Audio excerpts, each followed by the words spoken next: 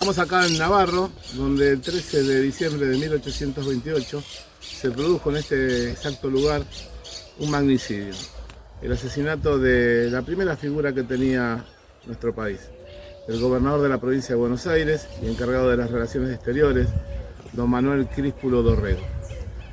Fue asesinado, fusilado por orden de Lavalle. En realidad Lavalle fue quien se hizo cargo de la situación. Los verdaderos autores intelectuales era la logia unitaria, encabezada por Rivadavia, Del Carril, Agüero, los hermanos Varela.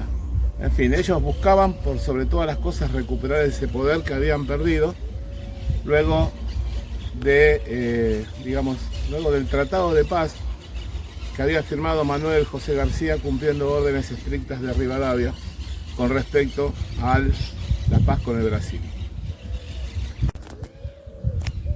Durante mucho tiempo, sobre todo desde el revisionismo de izquierda, la línea de Galazo, de Ramos, y desde luego de la historia social, inclusive hasta algunos de la historia liberal, le echan la culpa un poco de la muerte de Dorrego a don Juan Manuel de Rosas.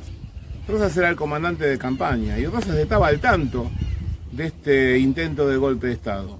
Dorrego también, pero él no creía que eso iba a suceder, porque Dorrego, de manera increíble, él que era un hombre valiente, decidido, era un hombre sincero, un patriota sincero, que se había distinguido en las luchas por la emancipación, que mantenía correspondencia con Bolívar. Él jamás pensó que iba a ocurrir ese golpe de Estado. Y en el peor de los casos seguramente iba a ser condenado nuevamente a lo que ya había padecido, es decir, a un exilio. La cuestión es que las tropas veteranas que vienen del Brasil, el 1 de diciembre de 1828 realizan un golpe de Estado. Dorrego se dirige hasta este lugar, hacia Navarro, y aquí es donde se reúne con don Juan Manuel.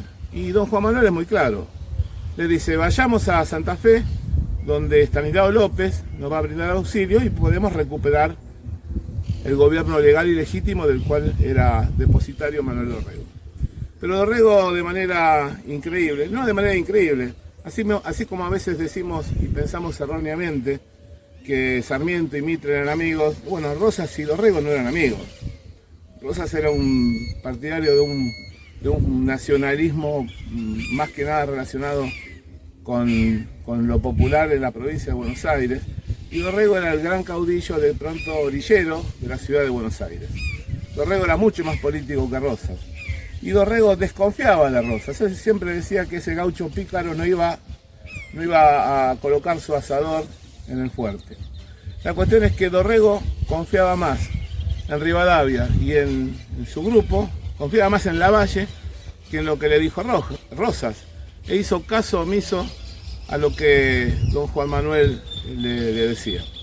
Presenta una batalla increíble, que fue una escaramuza, en la cual él, con milicianos escasamente armados y poco preparados, se van a enfrentar con las fuerzas que habían vencido en Ituzaingó. Y Dorrego escapa. Reitero, no le hizo caso a don Juan Manuel. Y sigue con algunas milicias que estaban al mando del general Ángel Pacheco. De pronto dos oficiales, Escribano y Hacha, se van a sublevar, lo van a meter preso a Pacheco, lo van a capturar a Dorrego y lo van a entregar atado a los pies y a las decisiones de Juan Lavalle. Lavalle en ese entonces comienza a recibir cartas, algunas que le decían que había que cortar la cabeza de la hidra por el federalismo, otras que decían que una vez que las lea las rompa. Eso lo decía Salvador María del Carril, el célebre llamado por Rosas el doctor Lingotes en la carta de la Hacienda de Figueroa, y quien llegó a ocupar la vicepresidencia del país años después y fue presidente de la Corte Suprema de Justicia. Este fue Salvador María del Carril, el que aconsejaba que lo asesinen a Dorrego y que después le quemen las cartas.